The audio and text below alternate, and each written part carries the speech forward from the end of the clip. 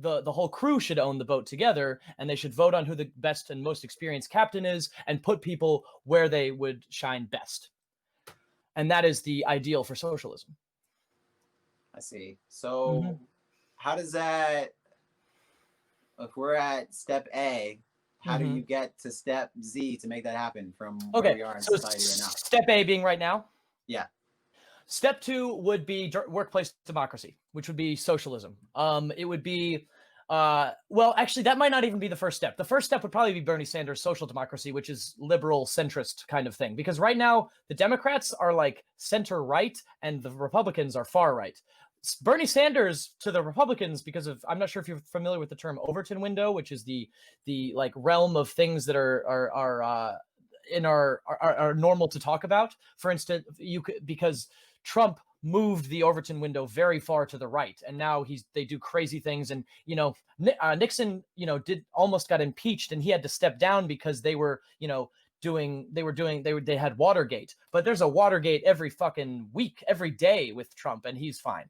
So the Overton window has been pushed very far to the right. So Bernie Sanders, as a centrist social democrat who wants education and healthcare, free education and free healthcare for all, Medicare for all and education for all, is actually a very center opinion, because most of Europe is like that already.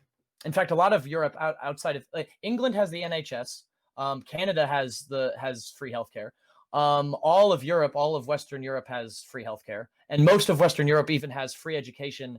Particularly Germany. Germany has free education for I think the first 4 years at least, and it also has very good public housing to prevent homelessness. And now, and social democracy is a way of sort of socializing capitalism. If you're a social democrat, you sort of subscribe to the idea that it takes money to make money, which is true.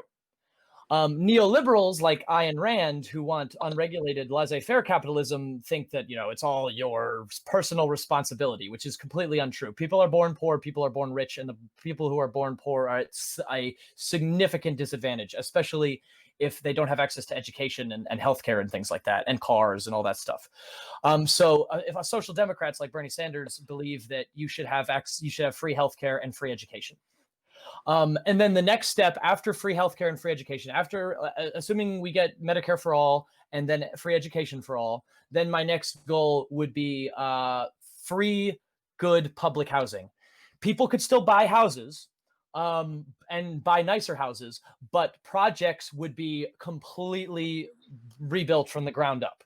Because right now projects are crime-ridden, very brutalist architecture. I'm not sure if you're familiar with that, which is made of concrete and bricks, and it looks like a prison, basically. They look like prisons, and they're terrible upkeep, and of course they don't have access to education and healthcare, and so it's terrible. So the first thing I would do would be invest in our poorest communities, get education and healthcare for all, free public housing for those at the bottom, with the ability to purchase more, so that homelessness is eradicated. And then after that, it would definitely be socialism, which is workplace democracy. The workers, the people who actually do the labor, own the means of production, which is the businesses. So they would be able, like I said, the Starbucks would be owned by the workers. Tesla would be owned by the people who make the cars, and Amazon would be owned by the people on the floor. In other words, Bezos and Musk and everybody would be congratulated. Thank you for contributing to society, but the people on the ground floor can run the businesses more ethically and oftentimes more profitably than the tippy top person and the shareholders. Okay, so who in that case gets the money and splits it up, and then who starts the business in the first place if it's not one person taking the risk? You're right. So it would be, first of all, business loans would be a lot easier. And also a lot of them would probably be would have no interest on them. They would be like student loans, basically. You would just say, I have an idea, I want to start a business. And then you would go, and you would own it until maybe, I don't know. It's kind of up for debate at this point, when it would switch over. But basically I would say, honestly, you could probably do it as soon as there's two people, because you started the business. Your employee would probably want you in charge because you would know what to do. However, they would have as much say as they wanted to do it. But if say it was like, I don't know, a bike building business, and you were repairing bikes and everything like that, and then you just got another employee to help you repair the bikes, then in that case, I would say perhaps you could still have more say over that person. But after you had like, I don't know, 10 or 12 people, I'm not sure the exact time, but or the exact amount of people, but eventually it would come that if you work for the company, you have as much say as anybody else. But people would be voted into positions of hierarchical structure based on merit rather than based on wealth or connections as they are now. Okay, so what, because this is what I think about too with socialism versus like capitalism. Is a capitalism you have the freedom to choose all these different things. Under socialism, no one has the freedom to. You must adhere to this guidance. Versus under capitalism, if you guys wanted to come together and come up with this structure and have a socialistic design for a company, you could do that. But why? And yeah. To answer your question, that is actually a misconception. Like I said, socialism does not equal big government. I am an anarchist, after all, so I am an as little government as possible. Even less government than the Republicans say that they want, even though they went for the Patriot Act, which is very big government. But basically, the choice thing, market socialism, is a thing. Unfortunately, there was less of a commodity market under the Soviets, but China is considers themselves communist, but they are very commodity focused. In fact, most of our commodities are actually made in China right now. What do you mean they're? I don't think they're communists at all. No, they aren't. They aren't. They're what's known as state capitalist, and so were the Soviets. Actually, the Soviets were not communist either. They claimed to be communist, but what they were is instead of business owners owning the companies, the government took ownership of all the companies. Yeah, so I don't think that's good. I agree. I disagree. I agree completely. I think that's a terrible idea too. I don't like. I think probably it's very efficient in some areas, but I think what's it called? State capitalism is probably one of the worst, alongside with, in my opinion, neolibertarianism, which is the unregulated neoliberalism, unregulated capitalism.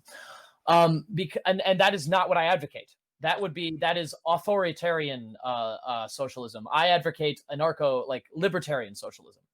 So that means that the people can make whatever they want. Basically, the workers decide together what they want to do. If you have an idea, go right ahead. Like I said, the loans are easy to get for whatever startup you need, and then your employees would then help you, and they would also have a democratic say after a certain point, after a certain size, based on the thing. In what commodities you make. We would still have, because it's not capitalism that made the cell phone. In fact, the smartphone, the iPhone, was made, almost all of the technology was made by the US government and the military. And then Apple just took the ideas and put it into a cell phone. That it wasn't capitalism, it was actually labor that created the cell phone. And the smartphone. So you would still have labor under socialism. In fact, it's just a different way of organizing it. It's a more democratic organization, more opportunity and say based on even if you have a very if you have a very low job, you still get a say in how the business is run, even if it's just one vote. Each person only gets one vote, or more? Some votes are weighted heavier than other votes, or what? It is predominantly one person, one vote. So democratic as possible. What if you have we'll say the proletariat and the bourgeoisie class, and then the proletariat wants to, take over, and they have more votes, but they don't know how to run the company because they haven't, they don't have the actual experience or knowledge or wisdom. So what would happen? Well, first of all, if you believe that, then you shouldn't like capitalism, because isn't the idea of capitalism that anyone can start a business? Surely there's much. If that's how you feel, if you feel like the proletariat don't know how to run the business, then surely you can't. Then capitalism sounds like a terrible idea, because then you could never come up with an idea, because unless you're a bourgeois already. Proletariats come up with ideas all the time. Proletariat just means working class. In fact, they come up with most of the great ideas. Yeah, I'm not saying they can't, but I'm saying in the case where it's like an Amazon shelf stocker, he just puts boxes onto it, and now he gets one vote, and the other 20,000 employees do that, get one vote, so they have 20,000 votes, and then you have Jeff Bezos, and he gets one vote. Well, everybody in that case has the same material interests in that case, which is that Amazon stays running and they keep getting paid. So obviously, if they start doing something that is making the company go down, then people are going to vote for changes, and those changes will be implemented. So if it ever... But isn't there a difference between keeping it in business and then maybe having the greatest business ever?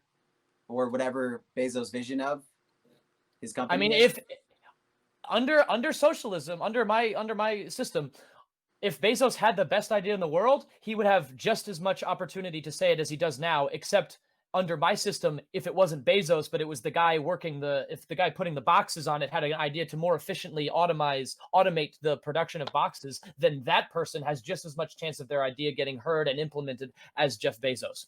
Not only that, speaking of automation, automation is a huge problem for capitalism, because when you automate those jobs, people get out of those jobs and then they no longer can work. Under communism, you want automation as soon as possible, because the sooner you automate, the less work we have to do overall. And then we can move on to more things that we'd rather do. The person who puts the boxes on the Amazon cart doesn't like doing that. There might be one or two people out there who enjoy that job, but nobody, by and large, people who do that job don't actually enjoy it. So if they could not have to do that, they would probably do that. But under capitalism, if that gets automated away, hundreds of thousands of people are now out of work. Whereas under socialism, that would be a good thing. They would have more opportunity to do things better and use their brain more. So do you think any country has ever had a complete capitalistic society? Neoliberalism? Without government interference and crony capitalism and this whole Well, unfortunately, I think